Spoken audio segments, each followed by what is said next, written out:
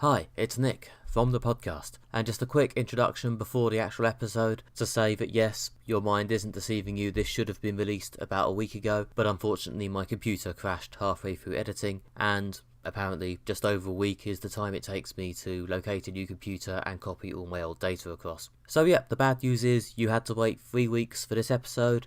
The good news is you'll have to wait a bit less than one for the next one, which will hopefully come out on the Thursday it was meant to come out, and then it'll be as if this whole slight mess never happened. Sorry about that. Anyway, now I'll let you get into the episode which should have come out a week ago, which hopefully you will enjoy more than me and Alistair enjoyed Fantastic Beasts: The Crimes of Grindelwald. Here we go.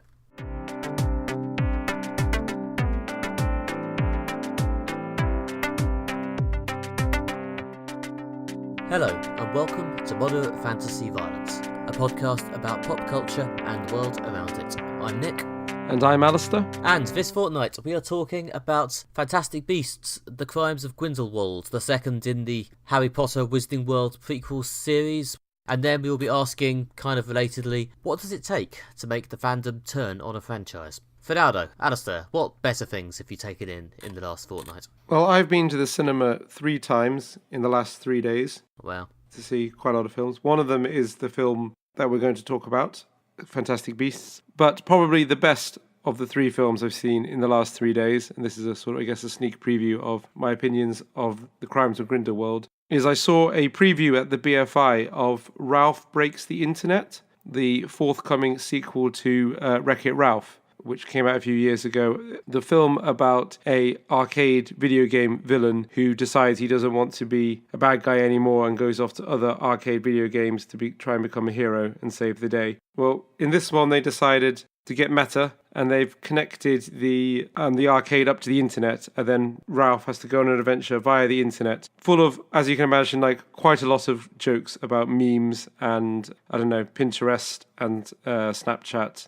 and Google and various online video games as well. It's one of those ones, even though it's a kids' film and there's lots of obviously jokes aimed at children, it's kind of like, like Pixar or whatever. There's plenty of jokes thrown in for grown-ups, usually in the form of references to various memes or things like that. Ralph does a sort of bit when he inserts his face over this video of a goat making a weird noise, which is kind of the classic sort of thing that gets shared around the office and everyone sort of laughs at when they're supposed to be working. So yeah, there's quite a lot of jokes for people who've been on the internet for a while. Yeah, I saw the trailers for that, or at least 1 or 2 of them. The trailers made it look like it was gonna maybe toe the line between being funny and just being a lot of sort of slightly product placement-y reference to things. Yeah, well, I don't know, I guess there is a lot of product placement. I don't know how much of it is actually paid like advertising, or the fact that they wanted to make this film look like the internet that we recognise. I mean, they had an interview with the directors beforehand at the BFI, and they did say it was like a conscious artistic decision that they wanted to have Google and Snapchat and Facebook and YouTube in there so that it looks like the internet that we know and recognise. I mean, they've invented a few other brands so that are more plot relevant. In the first one, there's a kind of first-person sci-fi shooter video game that's a sort of combination of Halo, Metroid, and like Mass Effect. So in this, for example, there's a website that seems to be a combination of YouTube and BuzzFeed, which is something they made up. But they also made the conscious decision to put in brands so it is recognisably the internet. It's also the film when Disney, because obviously Wreck-It Ralph is a Disney product,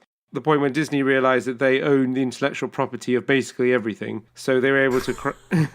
There's a lot of cameos from different franchises. For example, Groot turns up at one point and does his I am Groot bit. There's various Marvel superhero cameos, or they get referenced. There's a bit when they have to escape from stormtroopers and the Millennium Falcon sort of flies in the background. There's several scenes involving various Disney characters, especially the Disney princesses. That's in the trailer, so probably people more familiar with that. I guess kind of spoofing the personas of those well-known characters. Yeah, I saw the trailer where the princesses sass each other, yeah. That is kind of one of the funniest bits of the film, actually, but it is genuinely quite a funny scene, especially if you kind of, I don't know, someone who grew up on kind of Disney things, it's kind of the combination of kind of nostalgia and sort of mocking things that you remember. But it's got a lot of good jokes aimed at grown-ups, and as someone who's been on the internet for a while, I did appreciate the kind of the meminess of it. Yeah, I'm kind of curious. I would quite like to see the first one first, which I haven't. For some reason, I was more excited by the idea of the video game characters all meeting each other than the internet meeting each other, but I'm sure they're both the sort of smug meta joke I'll probably enjoy.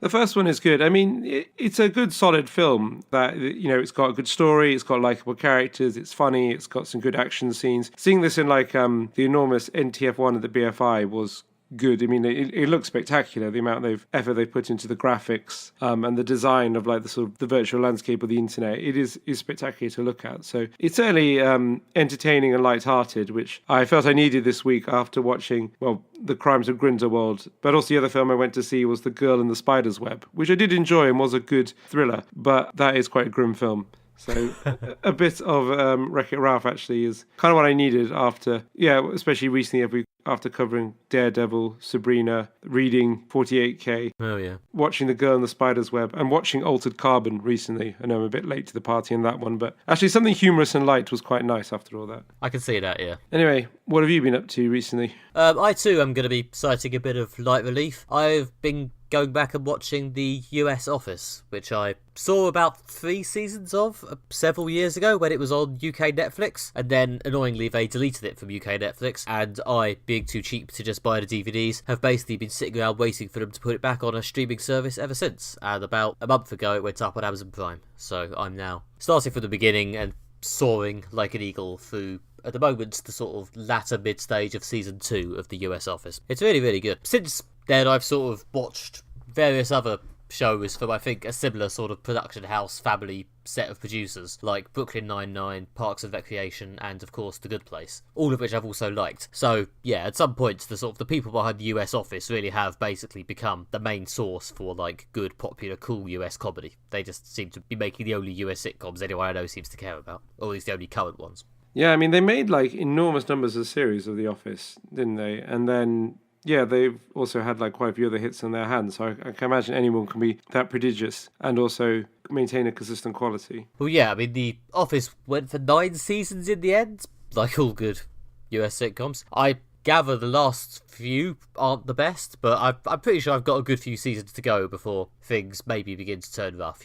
Especially because season 1 is only 6 episodes long. I'm pretty sure I'm still clear in the middle of the good bits at this point. There seems to be a certain amount of tribal belief on which is better. I'm pretty sure the UK Office is probably a more interesting piece of art in its way, but I'm pretty sure the US one is probably a funnier sitcom. I think that seems to be the consensus, in that the UK Office really pushed things forward. There wouldn't have been shows like The Thick of It or various American shows like Veep or Modern Family. That wouldn't have been possible without the UK Office. But I think in terms of just comedy per minute, the US Office has probably got more laughs. But then again, it's American network comedy is usually pitched at a broader audience than experimental British comedy. Plus, yeah, I don't get the feeling the UK Office is trying to be funny in the same way. I mean, I was talking about this with someone else recently, actually, and yeah, a lot of my laughs while I was watching the UK Office were sort of this tragic, nervous laughs of recognition. This sort of, oh god, yeah, that is really what it's like, isn't it? That's just a depressing mirror of real life with sort of nervous laughs of horror, whereas the US Office does contain controversial things like actual jokes and things that are knowingly absurd and funny. Maybe it doesn't help it's so heavily associated with Ricky Gervais, who is not as beloved as he used to be, to put it mildly. But it's a strange and slightly depressing show, whereas the US Office is very much, like you were talking about a second ago, just a nice, warm thing. Plus everyone seems very nice. That's partly is as well, I think. The UK Office is not focused on bringing the best out of people, whereas the US Office, even though it pulls out an impressive balance of some of the characters are definitely kind of awful, especially obviously the main character, the boss, Michael Scott, played by Steve Carell. And yet there's still a degree of, warmth and affection to it, whereas, a lot of the characters on the UK one, especially, obviously, the main Ricky Gervais character just make you want to die without any real sense of warmth. Yeah, that's generally the consensus. Does it have a laughter track? No, having started from the beginning, I can confirm there is no laughter track. It's firmly in the post-laughter track era of sitcoms. Well, yeah, but it's firmly in the post-Office era of sitcoms. It's, it's a documentary thing. I'm sure they got that from the UK Office as well. Yeah. Strangely, I've never seen the US Office. I mean, I probably should watch it, especially, again, as you say, it's all free now. Well, free if you've paid for your Amazon Prime membership. But yeah, just partly because there's so much of it. I didn't watch it at the time, and I haven't gone back and watched it since because there's quite a lot of it. I mean, generally, I've not been as good at staying on top of sitcoms as I have on top of drama series. I don't know, I've not seen that much Brooklyn Nine-Nine or Parks and Rec. Maybe because I'm just a joyless, humorless person.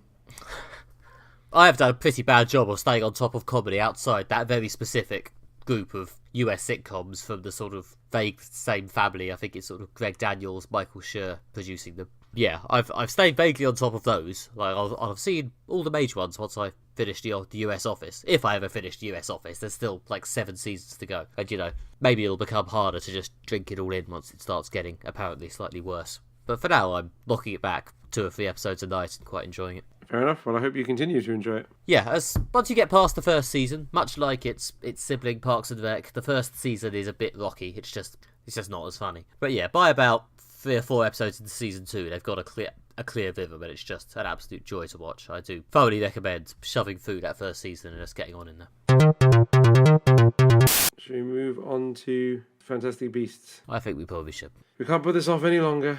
Gonna have to talk about Fantastic Beasts. If we're recording in the morning, then maybe, but no, I need to go to bed at some point. So yes, let's beast it. Let's beast it. That's definitely not catching on, and that is not our catchphrase either. I mean, it is impressive we managed to get to 77 episodes without a clear catchphrase, but yeah, probably not that one.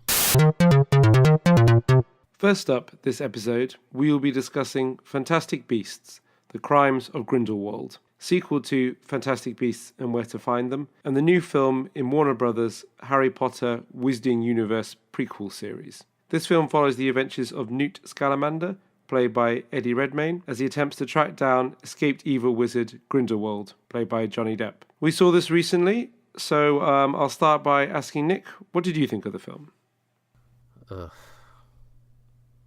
Yeah, this is unfortunately quite a bad film, which it's kind of hard to see both who it's for and how it's ended up being quite this weird and awkward and mostly bad. The plot is shonky and odd. People often do things in a slightly we're doing this for the plot way, not helped by the fact that there are so many characters that they don't really get much motivation. The dialogue is kind of bland and on the nose, and yeah, it's just mostly a strange film which seems to exist mostly to fill in a really weirdly specific part of the Harry Potter backstory that most people probably don't care about. So it's the sort of thing I'd usually say is, one for the fans. But as you might have gathered from our question of the week, which I revealed earlier, the fans don't seem to want it. So again, who is this for? Yeah, that's a pretty good summary of the flaws of the Crimes of Grindelwald. My main objections come down to the fact that the characters are terrible and the plot is terrible. But that aside, it's fantastic. Yeah, exactly. Actually, that's a lie. There are other problems. There are other problems, yeah. It's great set design. No, there is great set design and effects. Obviously, there's the fact that there's problems with Johnny Depp being in it, which I'm sure we'll get to. But I do think it's worth spending some time dwelling on the salient points that most people I know who have seen this film have said they're not happy that Johnny Depp was in it, and they're not big fans of Johnny Depp. But this film has a lot of problems, as well as the fact that Johnny Depp is in it. Like I say, there's quite a lot of characters, but they're not handled particularly well. In fact, this is very much almost like the opposite of Avengers Infinity War, when every character had a clear role, their personality was encapsulated, however quickly everyone felt like an individual, kind of doing their own bit in like a greater whole. This felt like a lot of characters, most of whom I didn't really recognize or understand. Even though I had seen the previous Fantastic Beasts film, I couldn't really remember who the characters were. There were a whole load of new characters thrown in who I didn't really get. The characters I did remember from the first one, such as main character Newt Scamander or the other American wizards who they introduced. They didn't really have personalities in this film. And also the fact that the plot made very little sense. Yeah, I sat through that film and I don't really sure what the plot is about, other than Grindelwald escapes and he's, a generic evil wizard who wants to take over the world, start a war between, wizards and muggles and generally be nasty. And then there's a few other complicating factors. But yeah, I really don't know what the plot of this film was, even though I saw it. It was very confusing. There's a few things in there which could, if you mix them together in the right order, form the plot of a film. But there's just no sense of anything actually moving along in a coherent way or progressing or, rising to like a glorious peak. There's just this vague sense that people just sort of wander around until it's time for the film to end. I mean, the first Fantastic Beasts film, which we reviewed back in the dim and distant past of 2016, was not a life-changing movie, but it was kind of fun in a here's your dose of Harry Potter way. It had that sort of whimsical, likeable we're back in this world and it's nice charm. And this film somehow manages to miss the mark entirely, which is weird because providing that charm is the one thing that J.K. Rowling reliably normally does to an okay level, to the extent that you may be lesser off at some of the ways in which the actual plots don't always hang together. But unfortunately the charm is weirdly absent here. Like, the dialogue just doesn't really sparkle. The characters just don't feel like your mates in quite the same way. And the closest you get to that is, I guess, the special effects on the magical creatures that Newt Scamander encounters is still quite amazing. There's a few special effects based moments of, oh wow, it's this world, it's so luscious. But they're quite brief because, to be honest, even this kind of becomes a problem in that it becomes increasingly unclear why Newt Scamander is the main character of this franchise, because if it's anyone's story, it's like Grindelwald versus Dumbledore. And I don't know, I mean, to be honest, if they had to make this film, I would almost have rather have seen them frame it as Grindelwald versus Dumbledore and do some sort of Professor X Magneto thing. But instead, our main character is Newt, who gets to occasionally meet a cute magical creature, but it's unclear why he's actually in this story. Yeah, I think they've completely hamstrung themselves with this franchise by beginning it with an adaptation of Fantastic Beasts and Where to Find Them, which was a Children in Need tie-in book that J.K. Rowling wrote for 1 year as a thing that could be bought to raise money for children in need, or possibly was comic relief. But yeah, it wasn't supposed to be like a thing. I mean, it's a textbook within the Harry Potter universe. So I don't really know why they felt the need to build a franchise around this. I mean, possibly one of the best bits of this film that is pretty dire is the magical creatures from the first one, the sort of cute and interesting creatures, and the sort of scrapes Newt gets into trying to protect these creatures. But that said, I don't really think it's enough to build a whole franchise around, especially if the franchise is going to be about, an evil wizard returning and good people uniting to fight him, a la almost every fantasy saga since, Lord of the Rings or Harry Potter itself, or what have you. But I don't really see why they can build that around this one tie-in book, spinning it out to 5 films. They should have, like you say, just called this Young Dumbledore or something like that if they needed a name for the franchise. Yeah, and to be fair, although he doesn't get an amazing amount of stuff to do in the plot, and to be honest, the plot mostly spends all its time trying to find slightly flimsy excuses not to use him. Young Dumbledore's actually fine. Jude Law does a decent job of actually seeming like he could be a young Dumbledore. As people have pointed out, it's odd that in this film he seems to wear quite sharp suits, so presumably at some stage in the franchise, something really traumatic's going to happen, and he's going to decide to put on his dressing gown and just never take it off. But that aside, yeah, Jude Law's performance in this film is pretty good, and again, that may be one reason why I, as I said just now, kind of came out wishing he would a star. Yeah, I mean, I do like Eddie Redmayne, and I think he's one of the people who tries to give Newt a bit of personality, in that he's not your generic, sort of magical hero, adventurer type. He's a sort of a shy guy who doesn't want to get involved in a big adventure. He just wants to capture these creatures. And I guess they do a decent job contrasting him to some of the other characters that Newt sees the good in everyone, when everyone else is gearing up for this big epoch-defining conflict. So the character's a bit different, but the problem is that's about the limit of it, and it's not enough to build a film around. And maybe they'd explored Newt more as a character and his moral dilemma, and the fact that Newt sees the good in everything and Grindelwald is clearly bad news. But there's very little of that in the film. There's just endless amounts of other characters and other, sort of complicated layers of plot built on top of each other, which, again, don't make much sense and don't really add anything. I mean, to be honest, it would have been nice if, there was a bit more drive at the end of this film. I mean, I guess... Okay, you know what though, I'll hold back and try not to spoil it in detail. At the end of this film, Grindelwald kills someone who is sort of close to Newt. It is definitely someone he knows and at some point has a couple of vaguely friendly conversations with. And I guess maybe that might be what motivates him to be a bit more focused on getting involved in future films, which might make them seem a bit less drifting and weird. To be honest, I kind of feel like maybe we should have had that moment at the end of the first film, and maybe this one would have been better. Yeah, but even that I wouldn't say is the biggest flaw of the film. I think the biggest flaw of the film is that this is a film ostensibly, I guess, aimed at people in the kind of, 9 to 15 age bracket, or people like me who go to see kind of every geeky sort of franchisee film that's out. And I really can't tell you what the plot of this film was about beyond the basic outline I sketched earlier. I mean, there was Ezra Miller reprising the character he played in the first film, the sort of rage-exploding demon type creature. Credence, yeah. Yes. And trying to track down his family, but I don't know, it wasn't a plot that really went anywhere and did anything other than he just showed up various places and got angry. Then there was something about his history, and there were various other characters, including this character Arnold, I think, who's also trying to track down his family history, and none of these plots seem to involve the people who are clearly the main characters, Newt Grindelwald and Dumbledore. They took up a lot of time. They were all very confusing. Possibly the worst moment is shortly towards the end. There's a bit when two characters explain to you at length what has happened and why it's significant, which at that point I was basically like, you're just telling me the plot now, and it's not only does it not make sense, it's making it more complicated and more difficult for me to understand what's going on. So I'm really still not sure what Credence's character's story and family story is supposed to be. There's a twist right at the end, which I don't see the point in spoiling, but I understood that twist, but I did not understand anything they built up to it. And I didn't really understand why it took up so much time in a film that's supposed to be about Newt, Grindelwald, and to a degree Dumbledore. Yeah, as you say, they just didn't really do a good job of persuading us why these various reveals and hunts for the truth were significant. And as a result, it's just a lot of people running around, and then, as you say, some very long speeches. It just makes the film as a whole feel a bit shapeless and bad. Yeah, there's no sense of direction in the characters just kind of turn up places, do something, go somewhere else. There's nothing like holding it together. It seems much more like a series of just kind of magical sketches that don't really pay off and aren't particularly funny. People have complained before about franchise film series like this feeling a bit like TV. This really did feel like I was watching episode 2 of a TV show I missed the first one of and was having real trouble catching up with and investing in, and it's just people running around talking about stuff. I'm sort of sitting there thinking, have I missed a bit which would make me care about this? Except, allegedly I haven't, and yet it still felt like I had. I mean, it felt to me like the slow bit in the middle of a Marvel Netflix TV series, in the sense that there's a bit in the middle of all these shows when the plot has kind of slowed down. It's clearly treading water before a larger conflict to come, and it's trying really, really hard to make you care about the plots involving the minor characters and the small things that are positioning the other characters for a future conflict. I mean, this film kind of does a good job, or at least does a job of setting up a conflict,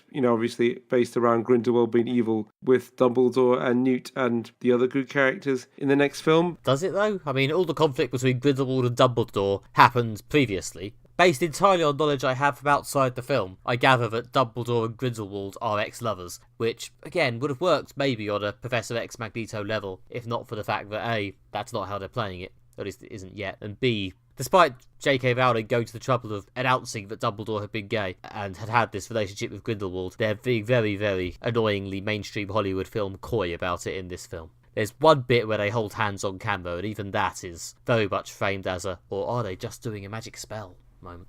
Yeah, and also the key tension in this story and the key events are the fact that they were friends and had fallen out. So all of that's in the past from these franchises. I mean, that would be something that'd be interesting to dramatize on screen, but you just get it in a few flashbacks. This is why it's like, that's like kind of the beginning of the story. We've kind of got the boring middle bit of the story, which should be the bit that's building up tension for the future conflict, but actually it's like a poorly paced TV series when it treads water in the middle and tries to make you care about things that aren't really worth caring about before a common conflict. Now, this film's so bad that I don't have much faith that the coming conflict in the next film or the next 3 films is going to be, particularly good either, but this film was also kind of tedious in the fact that it was just moving things into position for a future film in a very confusing and slightly dull way. It really did feel like the film expected me to have a level of existing investment in these characters, which, with the slight exception of Dumbledore and maybe Newt, I didn't really have. Like, I don't know if J.K. Rowling is just confused people care about Harry Potter and his friends and some of their classmates and teachers with people will care about anything in the same continuity as Harry Potter, and I could just present it to them and they will care, because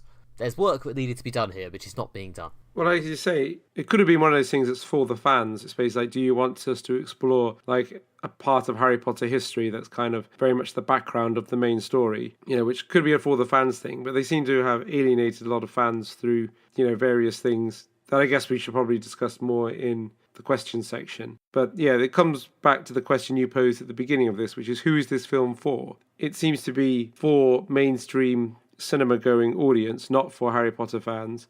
Well, it's not though, because no mainstream audience would care about this. No, exactly. Even if this had been done well, it's a bit of a deep dive into the lore. Yeah. But it's clearly not aimed at Harry Potter fans because it's alienated so many of them, and they didn't really go out of their way to ingratiate themselves to the fans in the first place. Well, I think it is aimed at Harry Potter fans, because there's no way you bankroll something this big without thinking the fans will turn out. Yeah. They're just going to be a wee bit disappointed, I feel. Well, having seen the box office figures for this film, I think they're probably definitely a bit disappointed. I mean, I don't know what went on behind the scenes, but it seems to me that in the conflict between, should we make a decision, a creative decision about these films that is more in line with the continuity of what fans want, or what it's more in line with what mainstream cinema goers want. The supposed interests or needs of the mainstream cinema goer seems to have won out. I mean, I assume you're talking about casting Johnny Depp. Yes, and for example, like really playing down the fact that Grindelwald and Dumbledore used to be lovers, really playing that down, which does seem to be like a pander more towards mainstream cinema audiences, slightly more conservative taste than probably Harry Potter fandom. And also various other things like how they haven't spent a lot of time to really ensure it's in like things like the spells and the history is in continuity. As a friend of mine who saw this pointed out that McGonagall is in this film. There's a bit in this film in Hogwarts itself, because clearly someone pointed out that you made a Harry Potter film without Hogwarts before, so they probably should fix that. And in this one, like, McGonagall is there teaching, and as someone pointed out, that would make her ridiculously old if she's still teaching when Harry Potter's there. And they feel this is not playing fast and loose in the timeline. And also people are saying that, like, you know, it's only a few years after this that Dumbledore meets the young Tom Riddle, and the fact that this is supposed to fit into this way they're presenting Dumbledore. I mean, there's just so many things that, like, clearly have just thrown the continuity of mainstream Harry Potter to the wind to make this film work, which I think has upset a lot of people. And also casting Johnny Depp. The Johnny Depp thing is a bit of a tragic misjudgment, partly because I'm not sure mainstream audiences are that excited by Johnny Depp at this stage. You know, I feel like he's burnt a lot of his cred with those endless Pirates films, and I feel like she's badly missed the fact that, you know, the Harry Potter audience is quite a young audience who came up kind of alongside the internet and the rise of online social justice stuff, and casting the alleged domestic abuser is not how to win that audience over.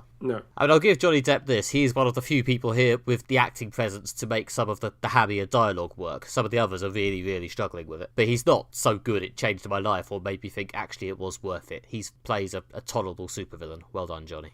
Yeah, it's not a great performance, but no one has a great performance in this film. I mean, he turns up, it's not offensive, but he's not captivating and mesmerising in the way that, well, A, makes me think it was all worth it, or B, shows me, oh, that's why he's, you know, Wizard Hitler, or whatever he's meant to be. Yeah, I mean, there's lots of people pointed out that Colin Farrell could have played the part as well as Johnny Depp, or even many other people. Like, I saw someone on Twitter saying, wouldn't it be great if they cast Mads Mikkelsen instead, or whatever. So I didn't get the sense of, like, though this is only the part that Johnny Depp could have played. I mean, as you say, he probably does do one of the stronger performances in the film, but this is a film noted for its weak, forgettable performances. So we're not setting the bar very high, and we are certainly damning with faint praise. Well, yeah, and as I say, it doesn't help that J.K. Rowling, unusually for her, has somewhat missed the mark on lovable character moments, so the actors didn't really have a huge amount to work with, so, in summation, shrug. It's not very good, but I guess the only thing I would say is it's not offensively bad as, say, Batman v Superman. It's more on the dull and confusing side. It is really bad. It doesn't make you feel like you've been physically attacked in the same way that some of Batman v Superman did, I guess, but it is really boring and really senseless. Yeah. Like, honestly, hardcore completists only, and as I say, I gather even many of them are staying away. Mainly, I think what's wrong with the film is it's just dull and it just feels like a waste of my time. It didn't feel like I had a turd rubbed in my face. That is completely damning with faint praise and saying this film is not having a turd rubbed in your face. But what is? I'm not sure if we've ever got there with this podcast. Maybe one day.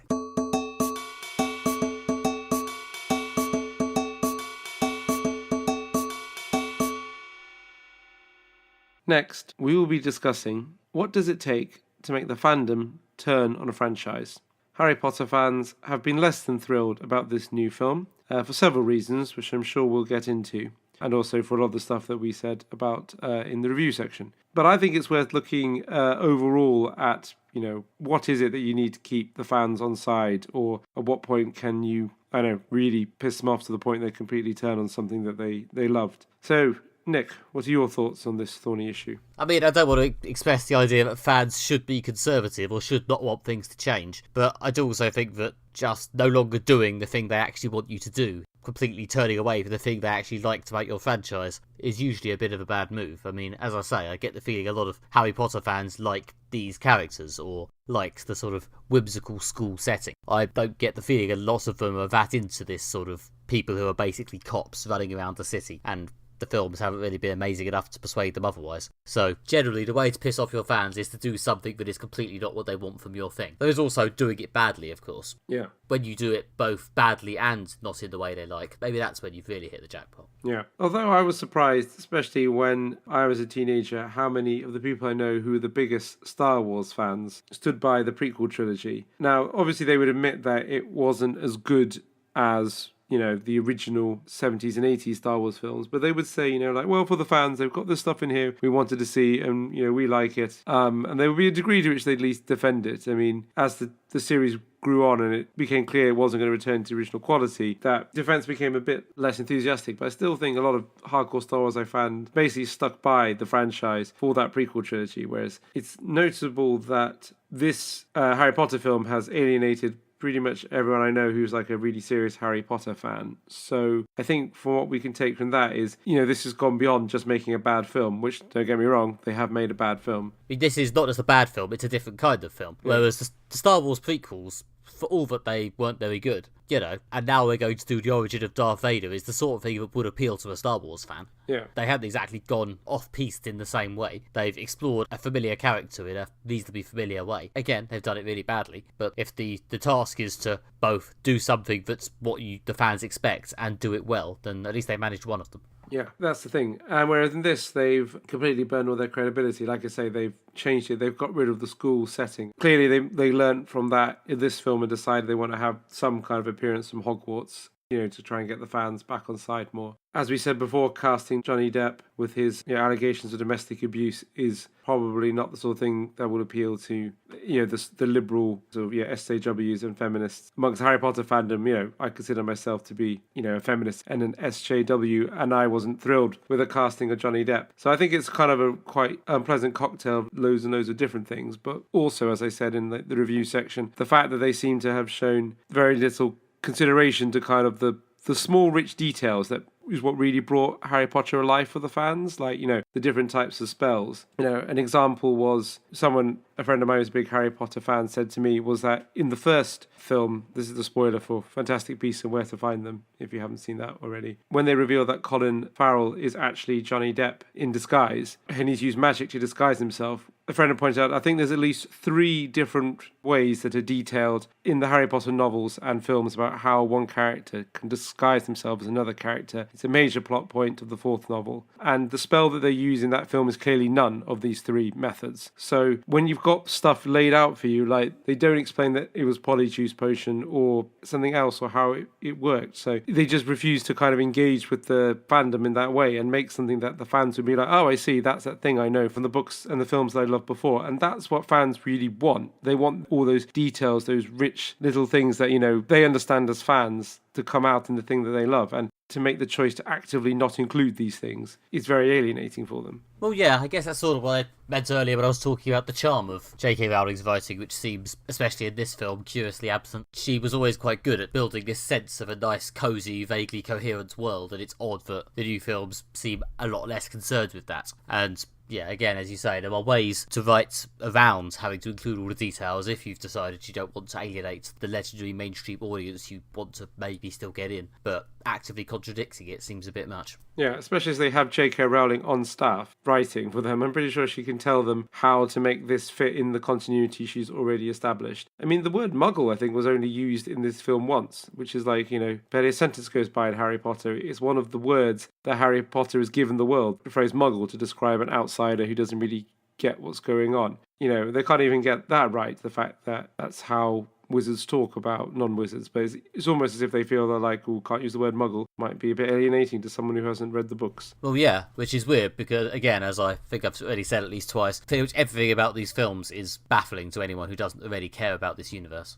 Yeah. I can't imagine. I mean, I have at least a moderate understanding of Harry Potter, and I didn't quite get why I was meant to care. Yeah. And also, I don't know, I'm never that convinced that this degree of, tight prequeling and fucking around in the existing continuity is really what the fan base want either. I mean, if they really want to do that themselves, that's what they have fan fiction for. And a lot of the time when people actually do go back to old stuff, on the rare occasions when it is successful, there's always a bit more luck to be found from trying to move forward, isn't there? I mean, are there many genuinely successful, beloved prequels? I mean, I'm trying to think of good examples, and a lot of the ones I can think of recently seem to have kind of crashed and burned a bit. I mean, there's the obvious Star Wars ones. There's going back and making The Hobbits, to the rousing disinterest of most people. Including people who really love Lord of the Rings, yeah. Again, yeah, another win for prequels. Even without picking entirely on Star Wars, I'm not convinced that prequels are popular. No. I'm not convinced that, and now we're going to explain why this thing you've already seen happens, is that good. It just seems to be a sort of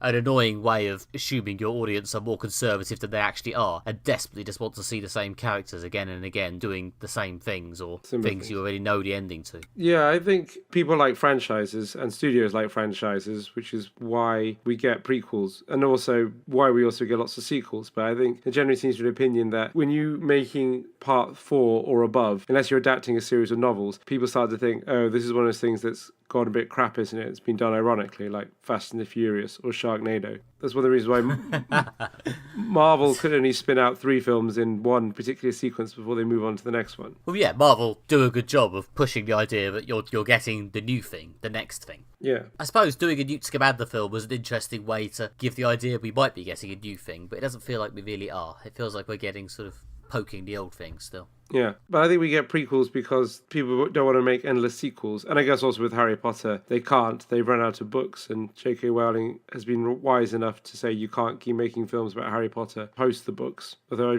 I'm sure we'll get a film of The Cursed Child at some point. At least one film, possibly 2, maybe after the play has finished. Yeah, it's just a way for them to get more out of this franchise. But, as we said in the prequel discussion we did before, I think when we covered Better Call Saul, a rare, good prequel, well, quoting myself and in that episode, I was quoting from the podcast, The Mispronounced Item, and I believe Nathan Dighton, and that was also quoting from something he'd found on YouTube, which I can't remember the name of. Apologies for that.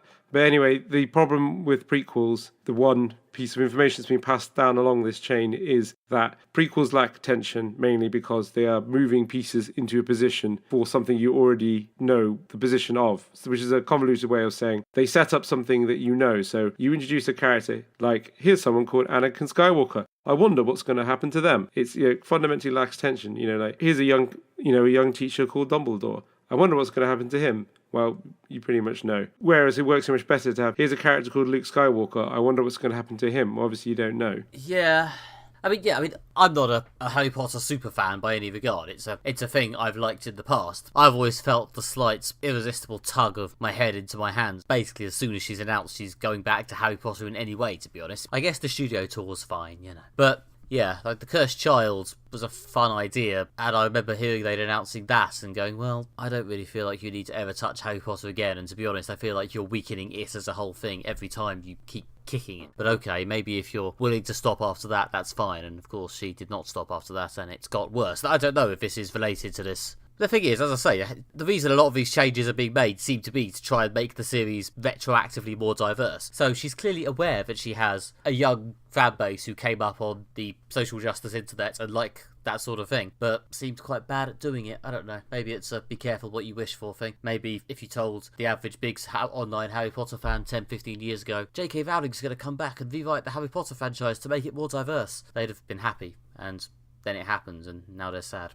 Yeah, I think there is certainly an element that the Harry Potter books were great and sort of era-defining, and kind of maybe they should just kind of draw a line under that. I mean, you're not going to be as big or as influential as Harry Potter, so I don't really see why there's this need to go back to Harry Potter over and over again. The story's been told, and it was a brilliant story, and it's captured people's hearts and minds, but I think what's been shown through these 2 films and the play is that, as you say, like it's kind of weakening the whole thing to kind of tack on these slightly disappointing addendums. Obviously, they do it for money, which makes it even more disappointing overall. Yeah, I don't know, maybe there's something more fundamental about the nature of Harry Potter. Maybe it really is something that only really works from that sort of school angle, and it just doesn't have the world-building power needed to do something like Star Wars has done and explore the universe from 7 million angles. Maybe it really is just a nice school story. Yeah. But then again, I'm sure, there's amazing fan fiction exploring the universe from other angles, which you could prove me wrong with. Yeah. Because there are lots of sci-fi universes which have done extensive sort of post-series world building. But I guess a lot of those things didn't have the definitive ending that Harry Potter had, which always makes it seem a bit,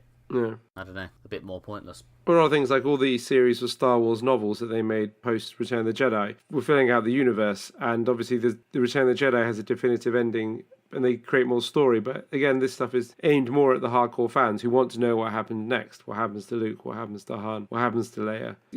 Being novels rather than mainstream films, they're aimed more at like a sort of niche fan audience. This seems to be trying to be more of a mainstream success, but has succeeded in alienating the fans. I think one of the other things is that I always thought what fans really like about something is kind of finding the humor in knowing something well. And, the sense of pride in recognizing something, but also like the kind of humor that comes with belonging to a community. And this film is like weirdly humorless. It doesn't really have that winning combination of action plus banter, as we talked about before, the kind of Joss Whedon formulation of witty dialogue and interesting action. It's sort of oddly humorless. But even the good Harry Potter films don't have that, and that's okay, but they had their own form of charm, which this film also doesn't have. No, exactly. But the Harry Potter charm is quite, I guess, a specific thing. It's based on the love of those characters and that circumstance, which obviously this film can't really have because they can't have those characters in those circumstances that the books had. Well, yeah, but one of the reasons Fantastic Beasts 1 mostly kind of worked was because, the characters were quite charming, especially Newt and his three mates. One of the things that, makes this film a particularly jarring full stop is that the same characters, played by the same actors, turn up again, and with the possible exception of Newt himself, they're all kind of charmless and flat. Yeah. They were doing something new with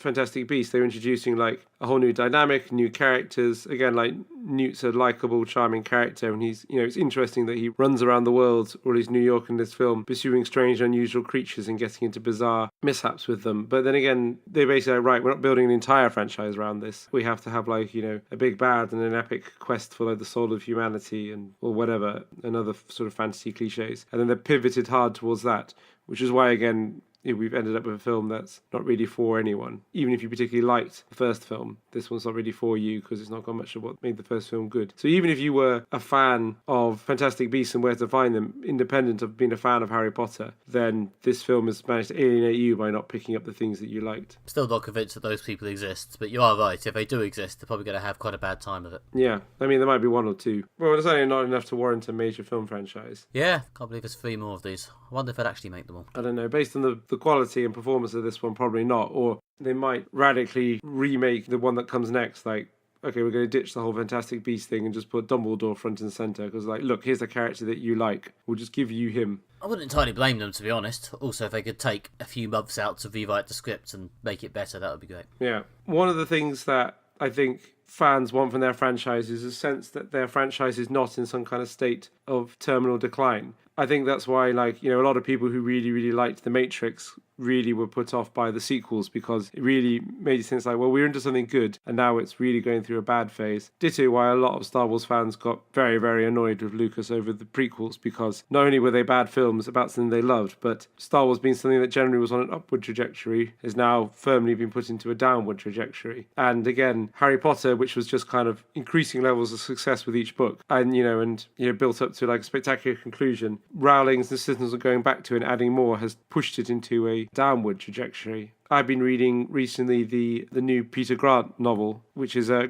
great series of novels about basically the Met Police in London's department to investigate magical crime. Yeah, shout out to Simon Doing, fan of the podcast, and messaged us, to say that he enjoyed this new book. I've been reading it recently and I really liked it. And I really like the Peter Grant novels, but every time a new one comes out, I'm worried, like, I want this one to be good. Not because I obviously don't want to read a bad novel, but I want this to be like a thing that just gets better and improves. And, this is a really good book and I'm really glad it's like better and improving because I want my franchise to be going in an upwards trajectory. Ditto why I also really liked Avengers Infinity War because it showed the Avengers are still trending upwards. I think that's what kind of fans really want, and they've completely alienated fans on that front. There's a lot of reasons why the Peter Grant book really does well what Fantastic Beasts does badly, in satisfying the fans and giving the fans what they want and having all those little details. But I don't want to go into too many specifics or it might be quite spoilery. I haven't read it. No, but I would recommend it. But it's good. I think it's a good, new addition to the series. But I think what we're trying to get at is there's more of a problem with Fantastic Beasts than the fact that it's a bad film and a bad addition to the series. It's kind of fundamentally alienating to the people who are supposed to like it. Yep, pretty much. They should put that on the poster. For Fantastic Beasts and Where to Find Them. That sums it up as a film. Fundamentally alienating to the people who are supposed to like it. That just makes it sound rebellious and cool. At least if I get the teens in. I guess so, yeah. That does sound like, I don't know, the new Morrissey album or something like that. They could probably put that on the front of whatever Morrissey's putting out these days. This will alienate your mum. And that was another uplifting trip to Moderate Fantasy Violence. Thank you very much for listening. If you'd like yet more from us, you can go to moderatefantasyviolence.com, where you can find all our old episodes, a little bit of bonus material, and it's coming up to the end of the year, so you'd really hope our summaries of the year in film and TV might be going up soon. You never know. And by soon, I probably mean towards the end of this month.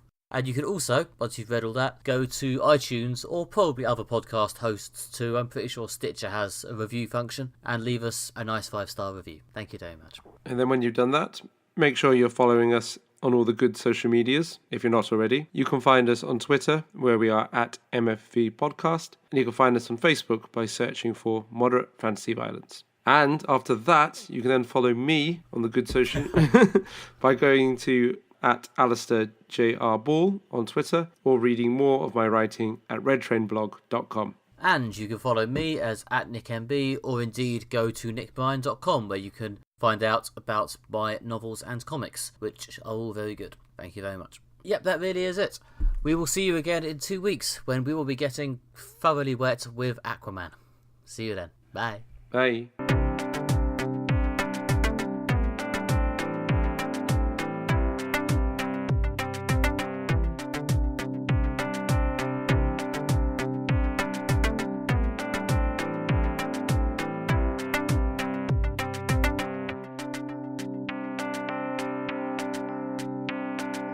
It's only a few years after this that Gandalf meets the young Tom Riddle, and there's clearly... Gandalf turning up would have been a bigger continuity error. Yes, that would have been a very continuity error, but I think I'm just tired and coming down with a cold, so I momentarily got my old wizards mixed up.